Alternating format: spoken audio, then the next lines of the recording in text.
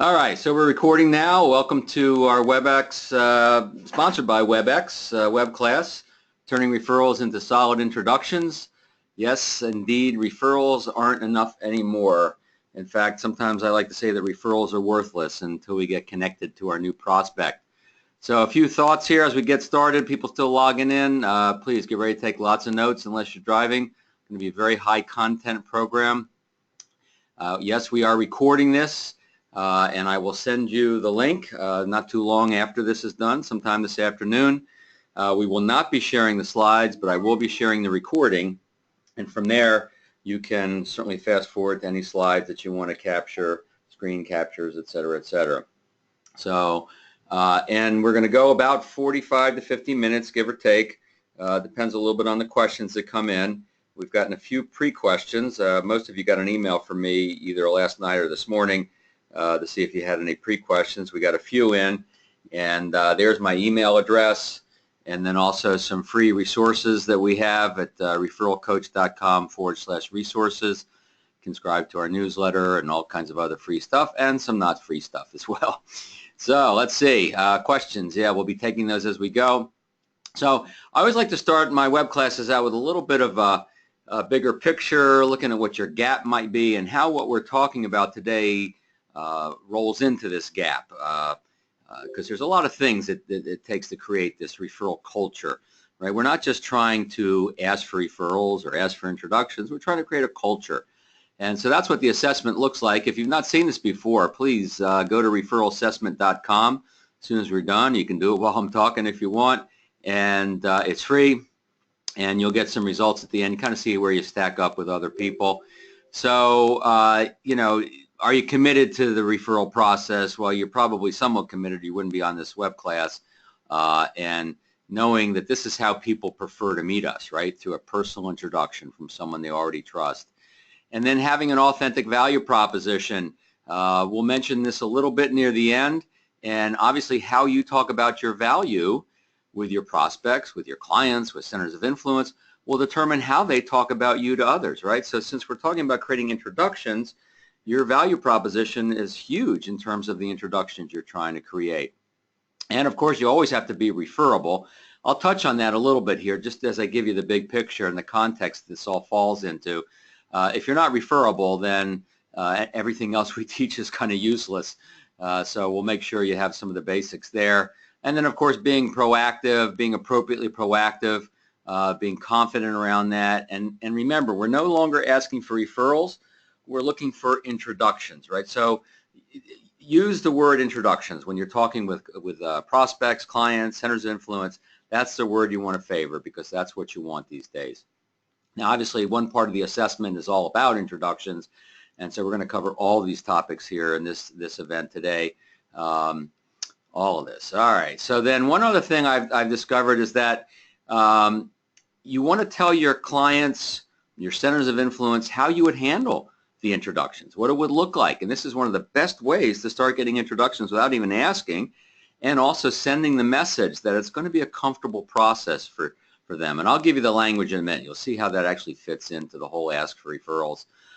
Centers of influence, same thing basically. You want to educate your centers of influence on who you serve the best, how to identify those people, and what the introduction is going to look like. So for instance, most of the folks on this call are insurance agents, financial professionals in some form or another, and we all covet referrals from CPAs and attorney, yet we know that those folks aren't particularly great at giving referrals, and sometimes they'll create a little bit of word of mouth for us, but they won't actually create the introduction. So we have to make sure we talk to these centers of influence and agree on if they do identify someone, a client or whomever they think should know about us, then they know how to introduce us. They know how to create that really good connection.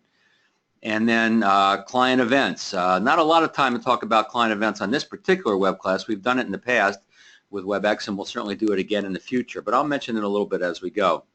And this is certainly a great way to get introduced, especially at the high-level prospects. Having a client bring someone to an event, they're with other people who you serve. They see the relationship that you have with other clients, and it builds a really nice basis for then a business meeting after that. So when you take the assessment, you'll be advised of your scores. If you're a 61 to 75, you're a black belt, and you and I should be writing a book together. We don't get very many black belts. Occasional brown belt. Someone's doing pretty well with this and just wants to fine tune. Get a lot of blue belts and yellow belts. And look, there's nothing wrong with being a referral wimp. Most people start out as referral wimps and then learn how to get better. So why do we have a gap? Usually it's not a process. You don't have a process in place, right? Or process that you can feel comfortable with and confident with. It really is all about confidence and turning that whatever discomfort you might have, fear, if you want to call it that, into confidence. So I'll give you as much as I can in this short time. Why referrals? Well, obviously we're borrowing the trust, right? We're borrowing the trust in one relationship and leveraging that, using it in the new relationship just long enough to earn our own trust. And so that's why the introduction is very important, that we actually really are leveraging that borrowed trust. And of course, with the borrowed trust, everything gets easier, does it not?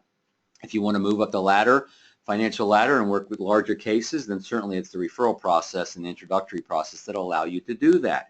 If you get introduced well, you're going to set appointments at a much higher ratio, right? And certainly you're going to convert prospects into clients at a higher ratio. Excuse me. Studies have shown that clients that come into a practice through referrals, the clients stay longer, persistency rates on insurance are longer, and then referrals beget referrals.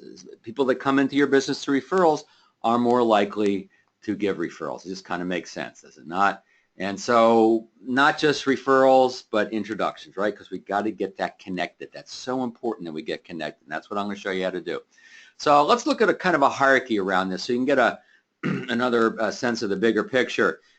Leads, they're not getting any better or any cheaper, right? Now, look, you may be working some leads, and I get that, especially if you're new in the business. I'm not saying you shouldn't do that, but usually in most companies, most people I work with, we want to wean ourselves away from those leads after about the third or fourth year and become fully self-sufficient where we can generate or only take those cream of the crop leads, right? Word of mouth is great when it happens, but usually isn't enough to build a financial practice, that's for sure. Now, the old school referral is, call George, use my name. Well, we know that just doesn't work very well anymore, right? We may call George, we may leave a message, we may send him an email, a LinkedIn, but without that connection, without at least a recommendation, nothing's going to happen, right? So we want to make sure that we're starting to cook a little bit here. We're starting to get recommended. Take his call. It'll be worth your time. Take her call. Visit with her for a few minutes. It'll be worth a few minutes of your time. Now we're starting to generate some good action here. Now, the introduction, the connection, be it in person or with an email. I'll talk to you a lot near the end about electronic handshakes, how to get a good email introduction. I'll give you exact verbiage of how to get that, so you want to stay around for that. Now we have an actionable connection, and I don't move any further with something unless I know I've been introduced in some way, generally speaking. Occasionally I'll work off recommendations, but generally speaking, it's an introduction. Ultimately, we want to create advocates for ourselves, right? So here's what an advocate will do. An advocate will create this sense of recommendation, take her call, take his call, at least hear their story, right? You know what that's like when a client does that for you. And then they'll pay attention to the introduction. They'll pay attention to the connection. They'll make sure that the introduction goes through. They'll check with you. They'll check with their friend later to make sure it's gone through. So that's what we're really trying to create here, right? And look, if you're like anybody else I've worked with, you're sitting on a huge opportunity. This is rough numbers. Everybody's situation is a little bit different, but not much. And usually when I teach this to a group, I get a lot of nodding heads and people, check their numbers, and it bears out. So we know that roughly 20% of your clients will give you referrals without asking. I hope you're getting those. We should be getting those. Everybody on this web class, myself included, should be getting referrals, introductions without asking for them, right?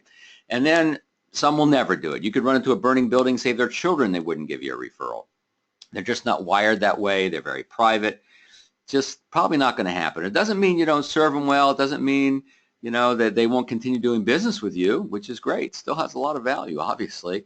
And then the 60%, that's the gold mine of opportunity. That's why we need to be appropriately proactive in this, because it's just not going to happen if we aren't appropriately proactive. So let's look at the agenda for today. The bigger picture, I'm doing that. I'm going to do a little bit more of the bigger picture to make sure that you see how this fits. Creating context for this will make a difference, I believe, for you. We're going to talk about being referable and proactive. I promise we'll talk about that a little bit.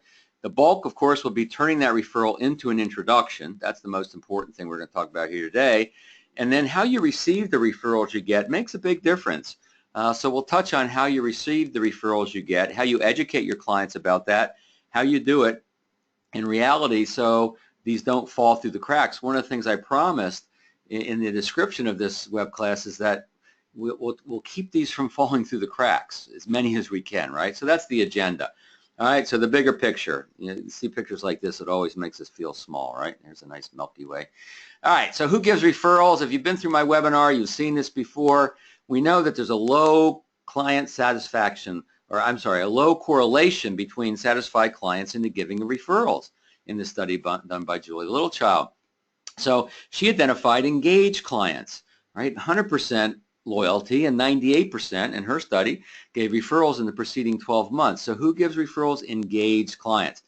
Now here's the neat thing. When someone gives a referral, makes an introduction, helps you get engaged with a friend, a colleague, right? A family member, then what happens? That feeling of engagement actually goes up. So this is a self-fulfilling and self-feeding process that we're going through here. We know that it's engaged clients that give referrals, and when they give referrals, they become more engaged, and it just gets easier and easier and better and better. So what do I mean by engaged? Well, your prospect, your clients, they understand your value, they see your value. And look, you're doing this already. That's when a prospect turns into a client, when they see your value, right? And they feel good about you. They trust you. They like you. You don't have to be bosom buddies, but they like you. They trust you, right? All things being equal, people do business with people they like. All things not being equal, people still do business with people they like. So what we want to do is just be more purposeful around this all the way through the relationship. So I'm going to give you 3 words. It'll make a big difference for you here.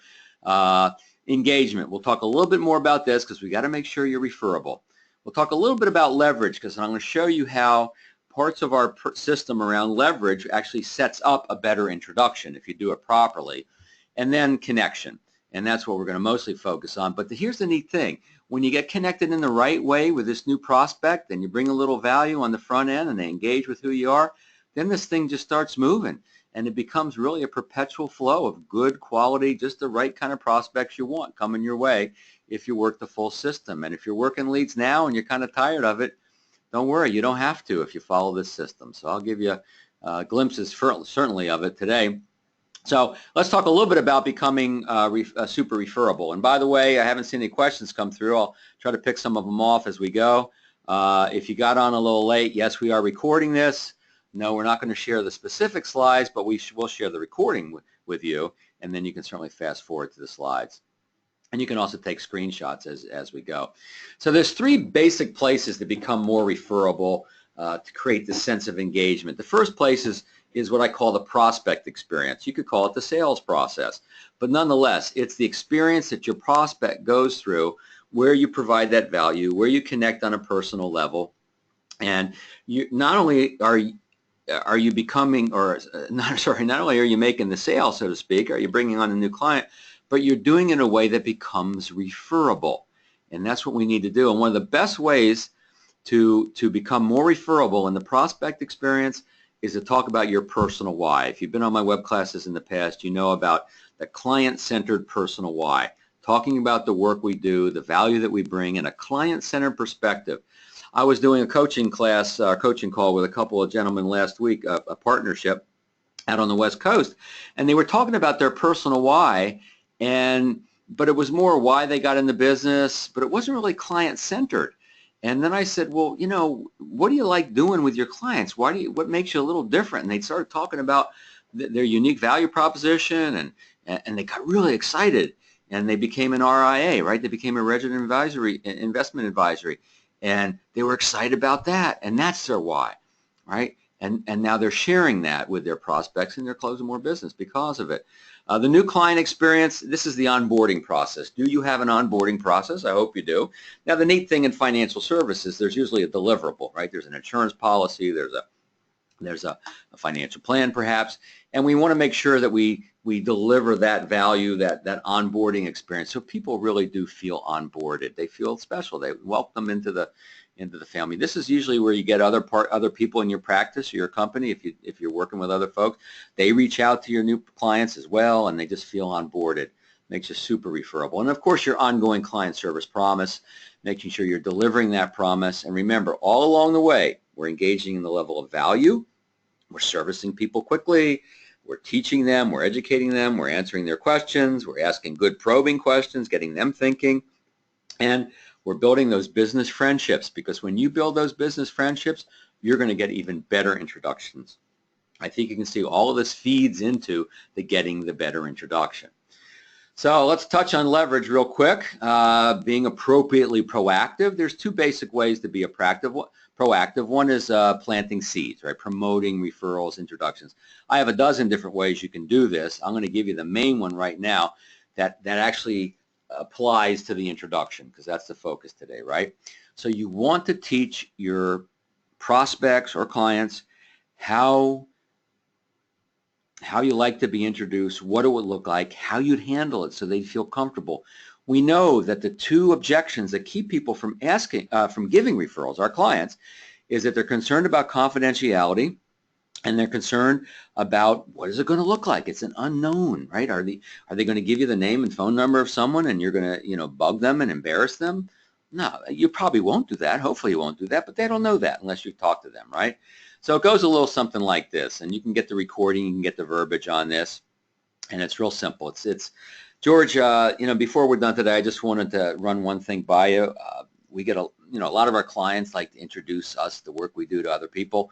And I just thought if that opportunity ever presented itself to you, it'd be good for you to have a sense of what it would look like, how we'd handle it, so you'd feel comfortable.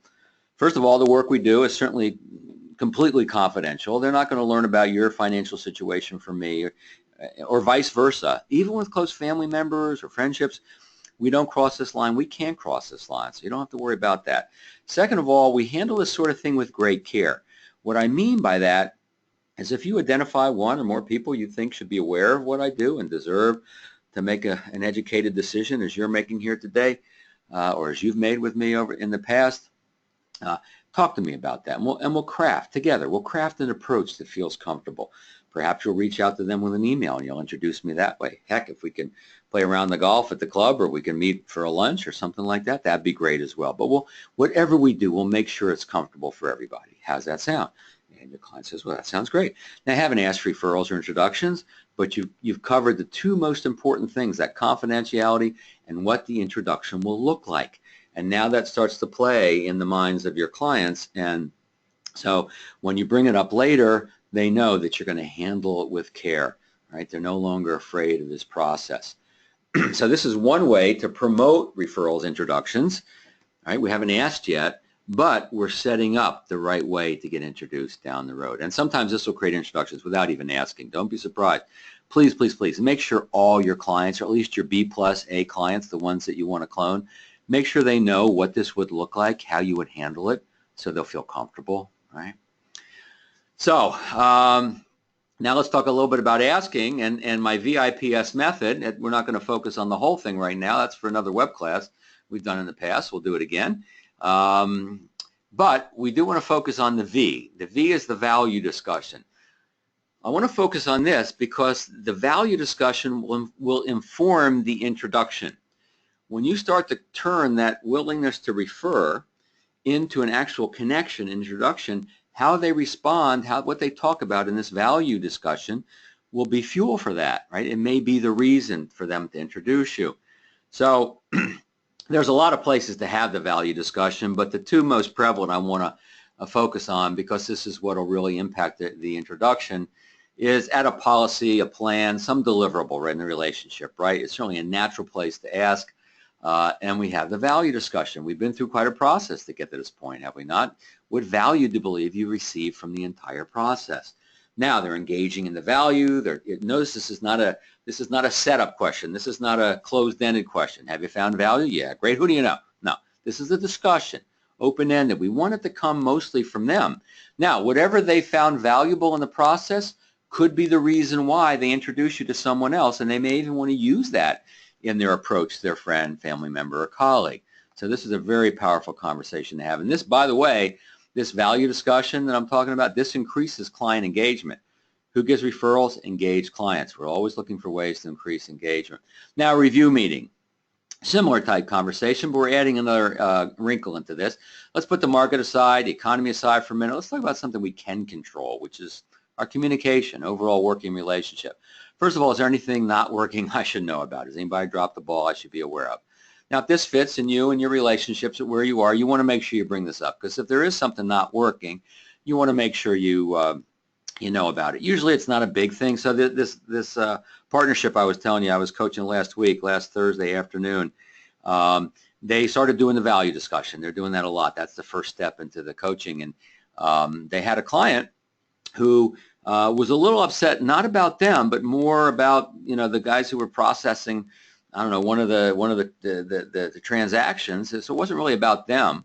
And they got it off their chest. And then this client has like 40 million, transferred another 2.5 million over. So then now they have about 5 of this guy's business, right? So they had this, what's anything not working? The guy vented a little something. It really wasn't anything about them, and they couldn't do anything about it. And it continued to strengthen the relationship. And then, of course, what's working for you? How do we continue to earn your business or earn your trust? And again, this value discussion, what comes from this can be the exact reason why they introduce you to someone else. So I hope you can see how everything you do along the way is building for better introductions. That's why this is not just asking for referrals, right? It's a culture you're building. It's a way of doing business. So just to remind you, that's what the value discussion looks like. I have a report, a simple report. If you want to get this, just send me, I'll send it to you with a recording so you can wait for that. If you don't want to wait for the recording, you want to get this like ASAP, just send me an email, billcates@referralcoach.com. That goes straight to me. I'll bounce back with the report. I'll also send the recording and everything to you. I just want you to get this as quickly as possible. A bunch of phone calls this afternoon, but we'll get it to you quickly. So, and one more thing on the leverage side of thing is knowing how to back off. I never teach how to ask for referrals without teaching how to back off, and it's simply just planting the seed. You know, next time you recognize someone, you should be aware of the work I do. Just don't keep me a secret. Makes sense? Yeah, makes sense. Or, you know, Laura, I just wanted you to be aware of the fact I'm never too busy to see if I can be a resource for other people you care about. Fair enough? Fair enough. And then you're done, right? Pretty simple process, and then you backed out. So if someone doesn't want to do this now, we know that's not going to hurt the relationship. They may do it later on their own terms. They may never do it, but it's not going to hurt the relationship if you do it right. And so your low-hanging fruit of asking for introductions and creating introductions, maybe where you want to start with this when we're done, certainly clients who love you, right? The clients who love you, you can bumble through this. They'll feel sorry for you and give you referrals, and they'll create an introduction because they love you. And anyone who's given you an introduction in the past, right? Just go back to them and say, hey, you know, last time we got together, you introduced me to your Uncle Ernie. I appreciate that. Didn't even ask. I guess I'm asking now. I got a couple ideas I'd like to run by you. Right, coming prepared for that. So that's the low-hanging fruit everybody's sitting on almost a regular basis. A really quick plug for our next boot camp. We're calling it Exponential Growth 2017. If you just go to exponentialgrowth2017.com, you can see the agenda, see everything we're doing. It's a day and a half, very robust agenda, very interactive session. And if you write this code down, WX100. That's the promo code for anybody coming through the Insurance WebEx funnel, if you will, and you'll save $100 off the tuition. We have early bird is still available, referral buddy tuition, all that. So let's get into the connection, shall we? So I think you can see now why we had to build some context for this. It's very important that you see how this fits in the overall process of my system. So when the Food and Drug Administration is evaluating a drug for the market, what's it looking for? They want to know the drug is blank and blank. That's right, safe and effective. Is it safe? Is it effective? Well, guess what? That's what we want for introductions, is it not? We want to make sure the introduction feels safe to everybody, feels comfortable to everybody. Again, some people are afraid we're going to, you know, hound their friends. No, we're not going to do that, but they need to know that. And obviously, we want that person, that prospect's interest to be piqued a little bit, right? We want them to be receptive to talking to us, so we want it to be effective at the same time. So here's some thoughts about getting the introduction. I'll give you some specific verbiage in a minute. So you want to be assumptive. I don't think you should be assumptive in terms of someone's willingness to make introductions or give you referrals, but I think you can be assumptive around the introduction. In other words, someone says, yeah, I can introduce you to my brother George. Great. Let's talk about what that might look like, or just be assumptive. How would you like to introduce me to your sister and brother-in-law? You know, my guess is your colleague, those couple of colleagues at work, would prefer to hear from you before they hear from me, don't you think? Sure. So let's talk about what that looks like, right? So we're collaborating together. We're making sure, and we're making it about protecting the relationships, and that's what people want. People want to protect the relationships, and so we make it about that. You got to believe in your value, and the reason I put this in this slide is because this is where this process can fall apart sometimes. And so the one that goes after this is kind of related. You got to take your time. You got to slow down. This is coming from that perspective of serving other people, bringing your value to other people. So you want to make sure that you get a good quality introduction. And look, sometimes we run out of time. I've run out of time sometimes. I'll call the client up the next day, or I'll shoot him an email. I'll say, you know, I was getting ready to reach out to George, and I realized there's a few more things I need to learn before I reach out to make it a relevant conversation for him. Can we pop on the phone for 5 minutes to round this out? Or I might even do it with email. Take your time, turn it into an introduction. Now, there's two types of research you want to do for your prospects. Clearly, the more you learn about your prospect, the better reach out you're going to have to them, the more relevant it's going to be, the more compelling, impactful it's going to be. And you can do cold research, this is like without the referral, meaning you go on their LinkedIn profile and look up a few things, and you go or their website and look up their their bio on their company's website, whatever that looks like. You do a little cold research, and that's good. You want to have that information. Whenever I reach out to someone on LinkedIn or someone reaches to me, I'll usually look at the profile if I have time, and I'll make a comment about that because we want to make it personal and relevant. But then there's the warm research, and this is what can only come from the referral source, where we're learning about their personality. Here's the best question to ask, though, right? This is something, and this will inform the introduction, right? What's the most important thing going on in their life right now, in their business, in their life, in his life, her life, their life, whatever it may be? What's on their radar now, that this prospect or prospects?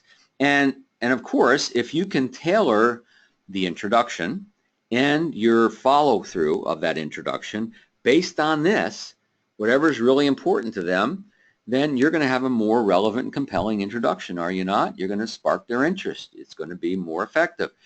And since you deal with money, and money interacts or intercepts with every aspect of our life, you can usually create a pretty compelling reason for them to reach out to you. But you want to talk to your referral source about this.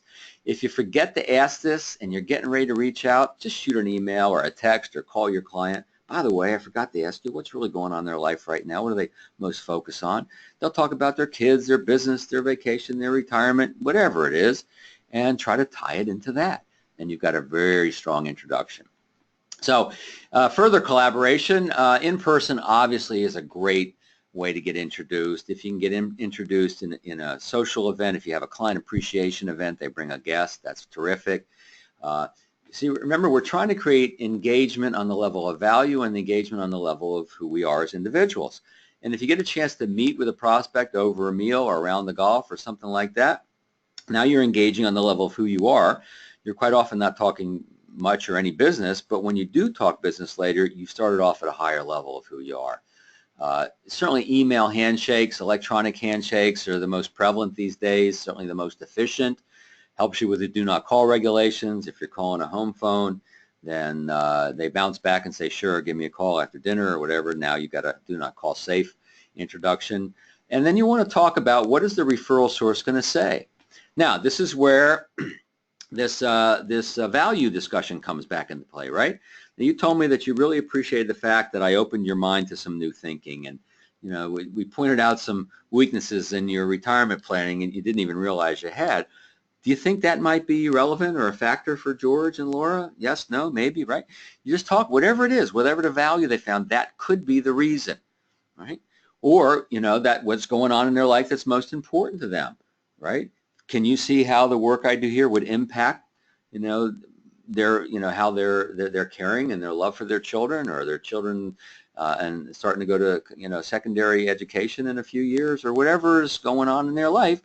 You make this happen, right?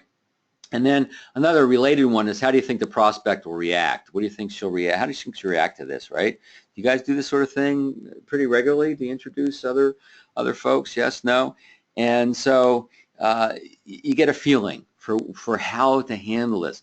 Now, here's the good news. When you spend a couple of minutes, and this doesn't take a long time, but when you spend a couple of minutes with your referral source about this, talking about what this connection is going to look like, your referral source gets more committed to actually making it happen.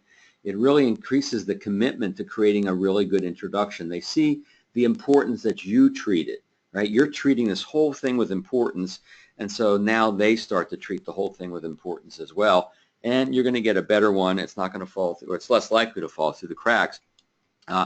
Always agree on a time frame. A lot of people forget to do this, or they wimp out when it comes to this. Today's Monday. When do you think you'll have a chance to talk to him? Well, we're playing golf on Saturday. I'll make sure to bring it up then. Sounds good. So I'll follow up with you on Monday. Perfect. All right, so now we got a plan. We have an agreement. It's going to increase the chances of it not falling through the cracks.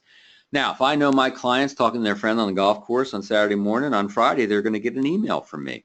It's going to say thank you for the introduction to George, to see if I can be a resource for him. I'll call you Monday as we agreed. So now I'm reminding them, but with a thank you, right? I'm saying thank you, and I'm reminding at the same time. And this is how we can minimize these falling through the cracks. Is it going to keep them all from falling through? No, of course not. Sometimes people just don't do what they say they're going to do, or they feel awkward when push comes to shove. By the way, an email introduction, which I'm going to give you an example of in just a minute, is a nice fallback position. If someone wants to talk to their friend and they just can't seem to get around it, or the golf game gets canceled a couple weekends in a row because of rain, say, look, I know you want to talk to him first, and I get that. We want to make sure this feels comfortable for everybody. What if you shot him an email, included me in on that, maybe a little email handshake, and we could go that way. And they go, oh, yeah, okay, that sounds good, right? So sometimes they want to talk to their friend, but it just doesn't happen. All right, so we make sure that the email introduction could be the fallback position, right? All right, don't forget to ask some questions, guys. We're getting closer to the Q&A time. So compelling, relevant, right? I'm writing a new book, and the book is called Radical Relevance. And I'm not going to dwell on it right now, but what I am going to tell you is that this is what we need in our value proposition. We need to make sure that we always have a relevant message. So the introduction needs to be relevant, right? Otherwise, the prospect's not going to take any interest in it. And if you find out what's going on in their life that's important to them, well, now you're making it relevant, right?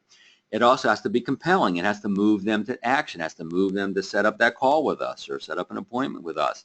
And so I want to give you a new word. We're going to work with this word just for a minute to have a little fun, and that's compellent, meaning you got to get a compelling, relevant introduction, right? Compelling, relevant introduction.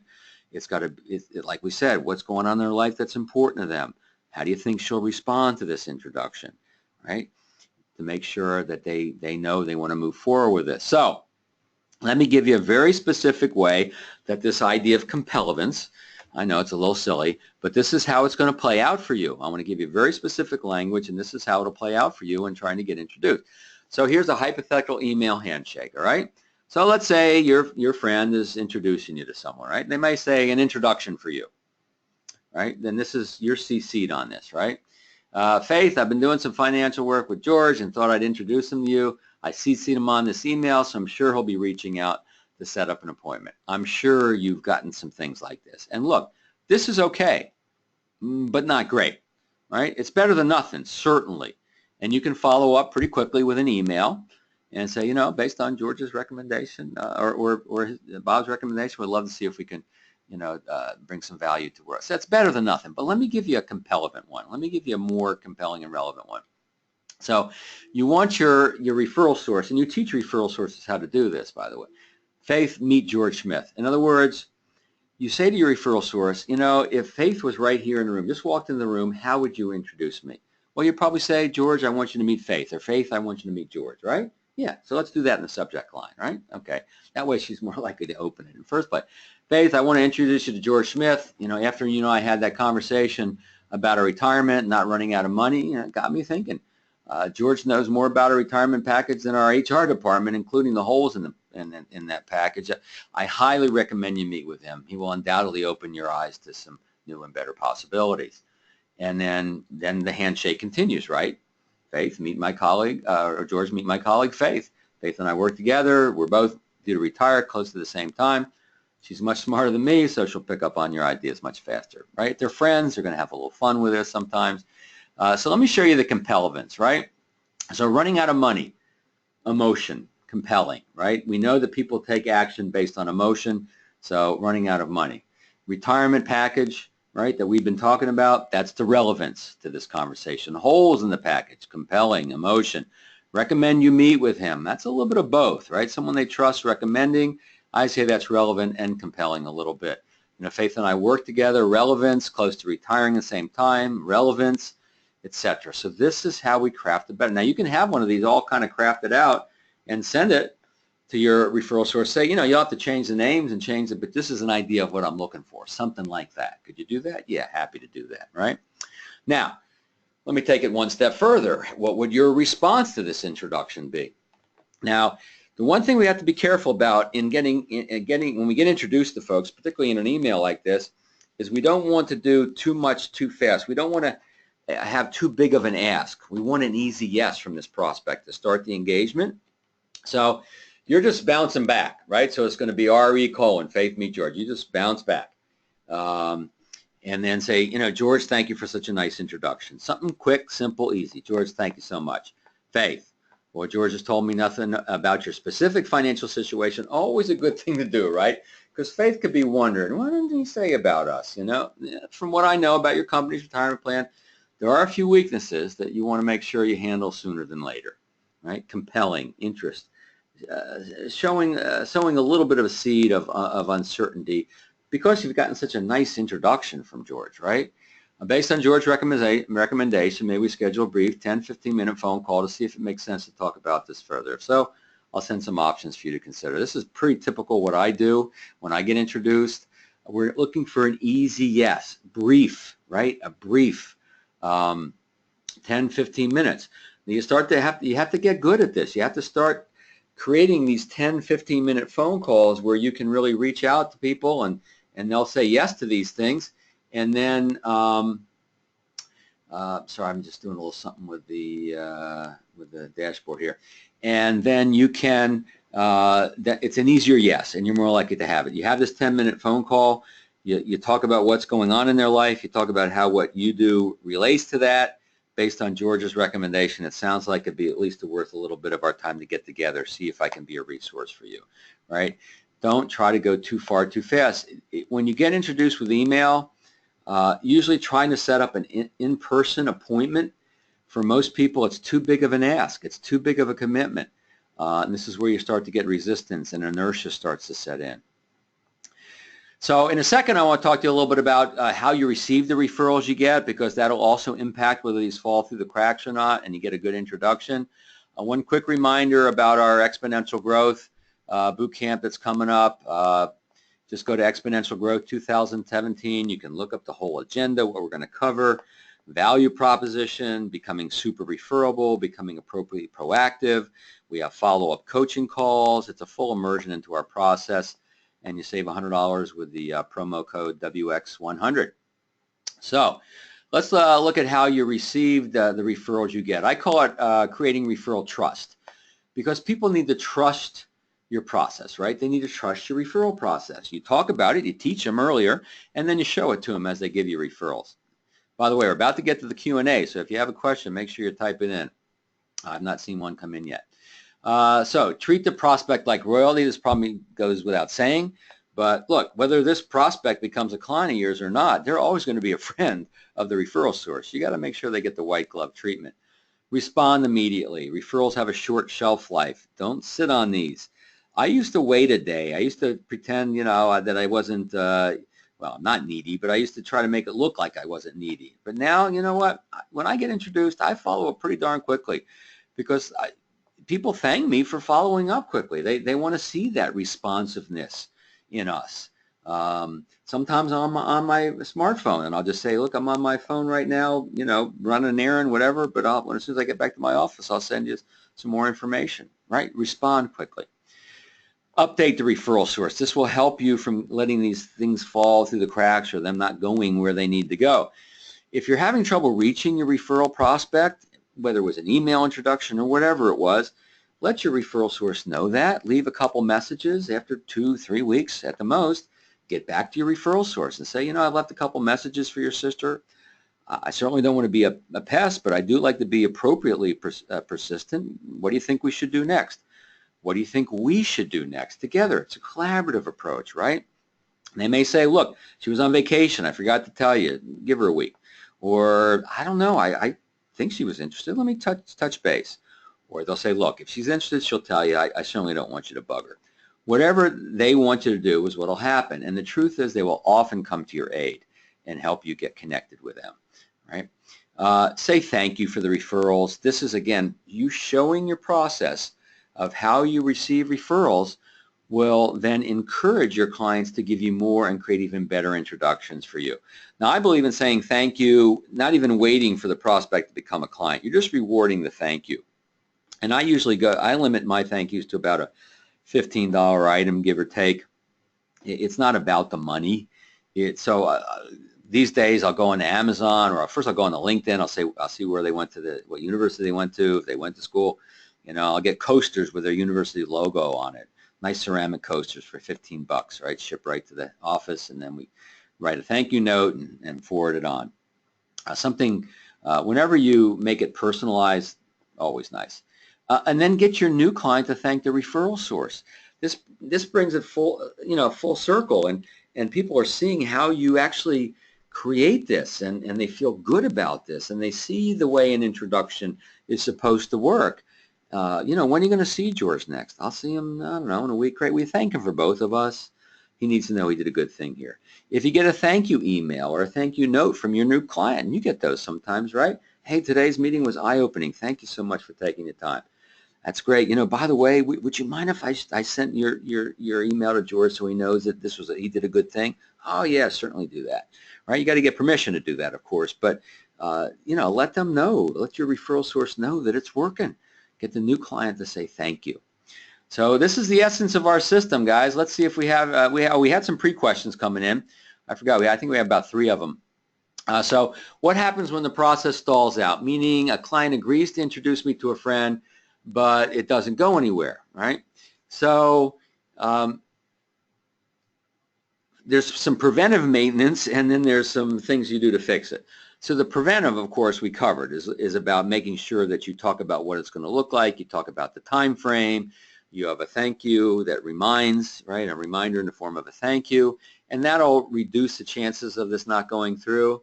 But I'll tell you what to do by way of a story. I was coaching a guy, actually, the coaching program finished about a month ago, and he had I'll never forget, he had a client, was going to give him or introduce him to 5 people. And he checked back with his client a week later, hadn't been done. Checked back a week later, hadn't been done. And I said to him, just see if he's had second thoughts. And so he says, George, I appreciate and George is my, default person, if you haven't figured that out yet. I know you said you were going to introduce me to a few folks, and I know logistics and timing is everything. I'm just curious, is it just logistics, or are you having second thoughts? It turns out his client, who loved him, was actually having some second thoughts about the introduction. And he wasn't sure what to say and how his friend would react. And so they nailed it down. They whittled it down from 5 to 2, but he got 2 very strong introductions that both became clients. So you got to check in. You got to see what's going on for them. This is where also that email becomes a fallback position, an email introduction. If they want to talk to their friend, we know that sometimes that falls through the cracks. We don't know when they're going to do it. If they're going to do it, the push comes to shove, they wimp out. And so that's where that email introduction, they usually have a little more courage. And then look, the truth is sometimes these will fall away. Now the good news is if you have a good solid client service model in place, you'll still be in touch with your clients. You can revive these down the road. You may recall a few months ago we talked about your introduction to your coworker Donna. I know we weren't able to make that go last time, but I'm wondering if we could revive that a little bit, see if we can come up with an idea. In fact, we're having this wine and cheese tasting in a month. She'd like to drink a little wine. Maybe, bring her as a guest. We'd love to meet her that way. Don't worry, it's not a timeshare, sales pitch. So sometimes that's a good thing. You can revive these down the road. Then it said, can you talk a little bit about social event marketing, client appreciation events? Yeah, they are a great way to get introduced. The biggest mistake I've seen around this is that people say to their clients, hey, we got this appreciation come event, feel free to bring a guest. And they don't bring anybody, or if they do, that person isn't necessarily interested and qualified. And it goes nowhere, right? And so I'm a big believer in how you, in fact, I'll make sure when I send you the recording, I will send you just a one sheet, 2 pages, I think, how to get your clients to get guests, how to invite them to an appreciation event so they'll actually bring a guest. It's a different kind of event. I'm a big believer in appreciation events where you're just saying thank you. If they bring a guest, fine, not a big deal. But if you really want to bring a guest, you got to do it in the right way. So I will send you that introduction language when I send you the recording. I think we had one more. Yeah, I remember James asked about the boot camp real quick because I don't want this to be one long advertisement. But yes, we are covering material from the new book. We're going to spend the first morning of that Wednesday all about value proposition. In fact, there'll be some pre-work to get you started on a great, robust value proposition, reinventing or refining. We'll do a lot of brainstorming and masterminding and make sure you walk away with the most powerful value prop you can possibly have. And then from there, it moves on to the becoming super referable and then being proactive and getting introductions. So I see no other questions. None have come through. If you tried and didn't come through, or you have one for later, Bill Cates, not Bill Gates, we wish, Bill Cates at referralcoach.com, Bill Cates at referralcoach.com. There's the address to look up the URL for the Exponential Growth. We'd love to see you there. I'll give you the special Insurance WebEx, Friends of Insurance WebEx treatment. Use the promo code WX100, save $100 off our regular tuition. And we got a question coming in while I'm yakking, right? Do you recommend people take out their address book? Well, here's the neat thing, Stuart, is that people carry pretty much their address book with them everywhere, right? It's in their phone. So one of the things you want to make sure you do is you want to make sure with your clients or prospects that you're in their phone, right? So you can transfer their record. Hopefully you know how to do that, right? You transfer your contact record into their phone. And so they have it there now. It's important. And then you can actually teach them how to, if they have anyone they'd like to introduce you to, sometimes with the younger folks, they like to do a text introduction. Make sure they transfer your record to them, right? This is what my friend Gail Goodman calls kind of the new do not call list barrier, right? We got to be in people's cell phones now. And so we do that by getting introduced with someone forwarding our record. Look, I'm not a big believer in saying, can you take out your phone and let's go through it? That's pretty aggressive for most people these days. The best way to ask for referral is to come prepared with a few ideas. Come prepared with either specific people you know are in their life, maybe they've mentioned in past meetings, or categories, money in motion, life events categories, right? Maybe whatever was going on in their life that prompted them to be interested in you and the work you do, maybe that's the first category you start with. Right? You met with me because you were expanding your family, right? You had your second child and you wanted to make sure you were making all the right decisions. Gosh, who else do we know that might be in that category? Now, if they want to whip out their phone and look through that, well, that's great. Certainly they have the contact information right there. So that's about as far as I go. In the old days, way back when, maybe before you were even born, Stuart, don't know how long you've been in the business, but they used to say, hey, let me get your phone directory out. Let me put my information in there. And then so they grab their phone directory and they'd have it out on the coffee table or whatever, and then you write your information in there. And then they'd have that thing out there on the coffee table, just in case you had a referral conversation. The good news is you really you don't have to worry about quite as much. If they're inclined to do it, they got it right there. They'll pick it up. Stuart, you're welcome. All right. Your granddaughter teaches you. I got it. All right, guys and gals, well, I hope you found this helpful. I'll get the recording to you. I will get that document I promised around how to invite someone to an event. And I'll also send a document about our VIPS method. I'll also remind you about our Exponential Growth Bootcamp coming up later in August. It's going to be a great event, very interactive, a lot of brainstorming, masterminding, follow-up coaching calls afterwards. James, you're quite welcome. I appreciate you joining us, and we'll see you all later. Take care, everybody.